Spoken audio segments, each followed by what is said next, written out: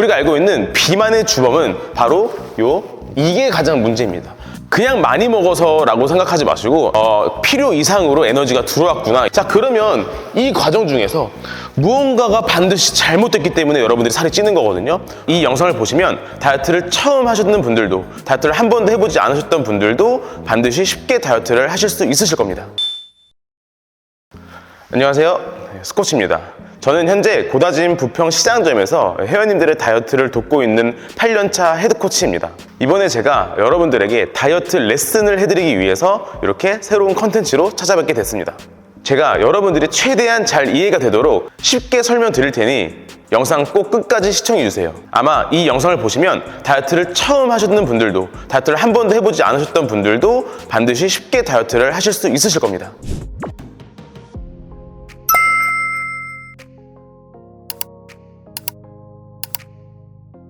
자, 그러면 여러분들 왜 다이어트를 해야 되나요?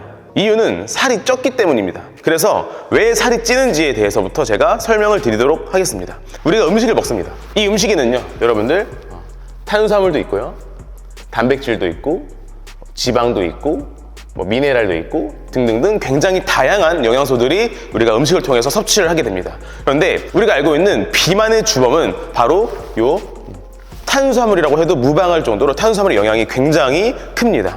이 탄수화물에 대해서 조금 제가 설명을 드리도록 하겠습니다. 자, 우리가 이 탄수화물을 먹으면 우리 몸에서 어떻게 바뀌냐면 최종 분해 산물인 포도당으로 바뀝니다. 보통 이 탄수화물 음식에는 밥이 될 수도 있고요, 빵이 될 수도 있고요, 이런 다양한 등등 다양한 우리가 주식으로 먹고 있는 고구마가 될 수도 있고요, 이런 주식으로 삼고 있는 식품들이 굉장히 많습니다. 이 밥, 빵, 고구마 이런 탄수화물들을 먹었을 때 우리 몸에서 이렇게 포도당으로 최종 분해가 되는데, 이 포도당은 우리 혈관을 타고 여기저기 들어가서 에너지를 공급하게 됩니다. 뇌에도 공급을 하게 되고요, 근육에도 공급을 하게 되고, 심장, 간 이런 장기에도 굉장히 공급이 되게 됩니다. 그래서 요거에 대해서 설명을 드리도록 할게요. 요걸 우리가 혈관이라고 볼게요. 혈관. 이 피를 통해서 이렇게 혈관을 통해서 포도당이 이렇게 충전이 됩니다. 이렇게 혈관에 포도당이 이렇게 충전이 되면 우리 몸에 췌장이라는 장기에서 인슐린이 분비가 됩니다. 이 인슐린이 아주 핵심이거든요. 이 인슐린, 이렇게 혈관에 이 피를 통해서 포도당이 많이 유입이 되면 우리는 이걸 가지고 혈당이 오른다라고 하죠. 이렇게 혈당이 오르게 되면 췌장에서 인슐린을 분비하게 되는데요. 왜 분비하게 되냐면 올라간 혈당을 다시 낮춰야 되거든요. 올라간 혈당을 낮춰야 되기 때문에 인슐린을 분비하게 됩니다. 자, 그러면 이 혈당은 어떤 방식으로 낮춰지냐면 이 혈관을 통해서 흐르면서 어디로 공급이 되는데요. 바로 이렇게 세포로 당이 들어가게 됩니다. 그런데 그냥 들어가지 않고요, 인슐린이 이 세포에 문을 열어줘야 돼요. 이렇게 닫혀있는 문을 인슐린이 열어주는 역할을 합니다. 그래야지 포도당이 이렇게 쏙 들어가겠죠. 이런 과정을 통해서 인슐린이 분비가 되고 혈당이 떨어지는 효과를 보게 되는 겁니다. 세포 안으로 들어간 혈당이 어떻게 처리되는지 아셔야 돼요. 세포 안에 확대해서 보여드리면 여기에 여러 가지가 많겠지만 우리가 알아야 되는 거는 바로 이렇게 생긴 바로 미토콘드리아입니다. 이 미토콘드리아가 이 들어온 당 있죠? 이 당을 먹습니다.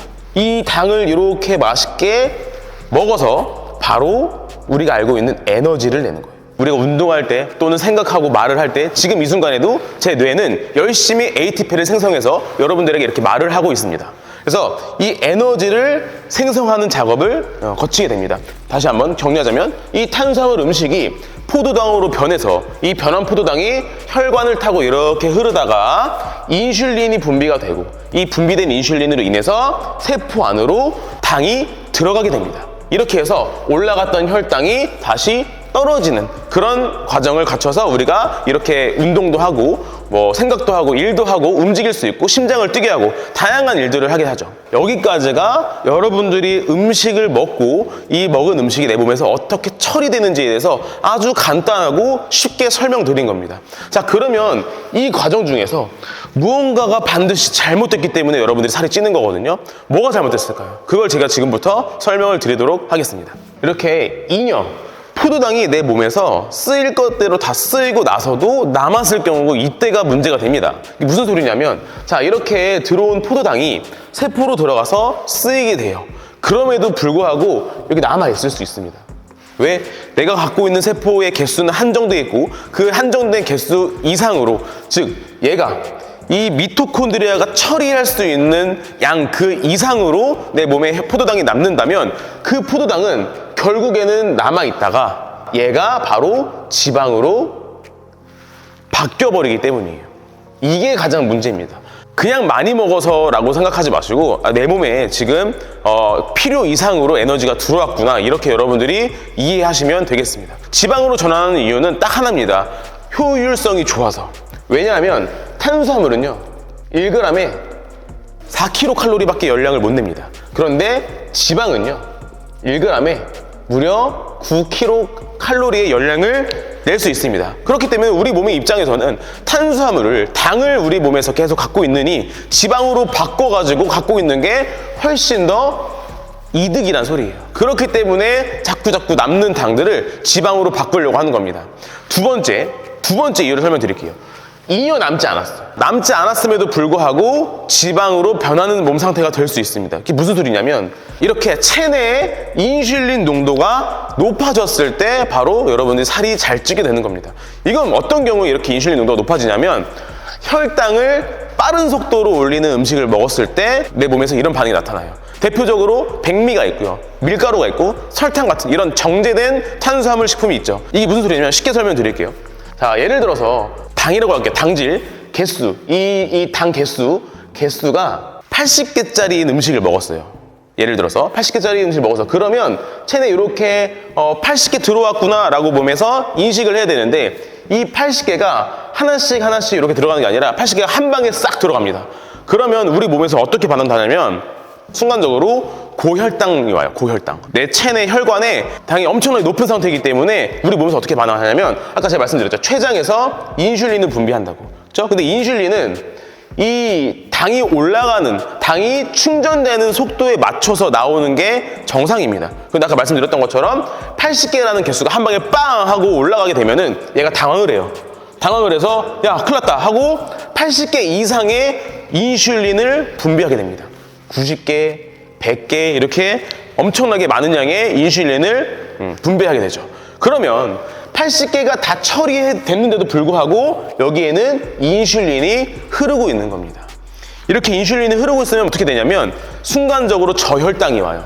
여러분, 저혈당 오면 인간 굉장히 위험한 거 아세요? 저혈당 쇼크도 올 정도로 저혈당이 되면은 인간은 굉장히 위험합니다. 그렇기 때문에 우리 몸에서 어떻게 반응하냐면, 야, 빨리 밥 먹어, 이렇게 반응을 하게 되는 거죠. 즉, 나는 밥 먹은 지 2시간도 안 됐는데 또 금방 배가 고파지네, 또 허기지고 또 군것질 생각나네. 이게 다 내가 이 혈당을 빠르게 올리는 음식을 먹어서 그 순간에 인슐린이 과하게 분비됐기 때문에 내 체내에 인슐린이 굉장히 많이 분비된 상태다, 이렇게 이해하시면 돼요. 이 인슐린은요, 여러분들, 이 당을 처리하는 역할도 있는데 이 다른 역할로는 뭐냐면 지방을 합성하는 역할도 해요. 그렇기 때문에 다음에 들어오는 음식은 어떻게 돼요? 지방으로 합성할 가능성이 굉장히 높은 거죠.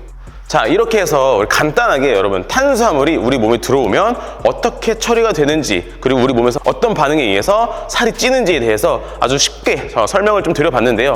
이해가 잘 되셨나요? 혹시 아직 이해가 안 되신 분들을 위해서 제가 빠르게 한 번 더 마지막 정리를 한번 해드리도록 하겠습니다. 탄수화물이 우리 몸으로 들어오면 포도당으로 최종 분해가 된다. 이 포도당은 이렇게 혈관을 타고 이렇게 흐르게 됩니다.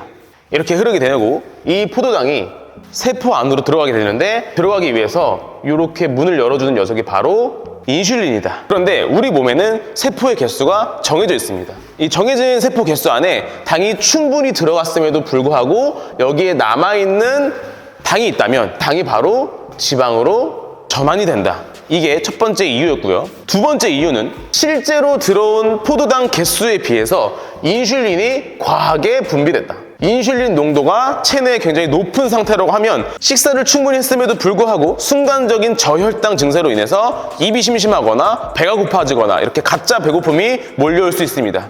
이때 식욕을 참지 못하고 또 무언가를 먹게 되면 아까 처음에 말씀드렸던 것처럼 잉여 포도당이 체내에 계속 쌓이게 되겠죠. 이게 굉장히 악순환이 된다. 그래서 인슐린 농도를 잘 조절하는 거, 그리고 내 몸에 잉여 포도당, 잉여당이 남지 않도록 뭔가 조치를 하는 것, 이게 굉장히 중요합니다. 이렇게 체내 인슐린 농도를 조절하고 체내에 잉여당이 남지 않도록 한다면 여러분들 살이 찌지 않을 것입니다.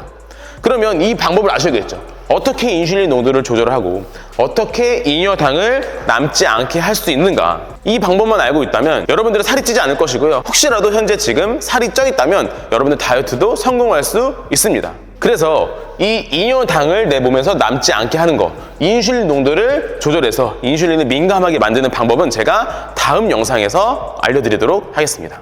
여러분들 이제는 칼로리 계산하면서 다이어트 하지 마시고요, 많이 알고 똑똑하게 다이어트를 하시길 바랍니다. 다음 레슨이 궁금하시다면 좋아요와 구독 부탁드립니다. 감사합니다.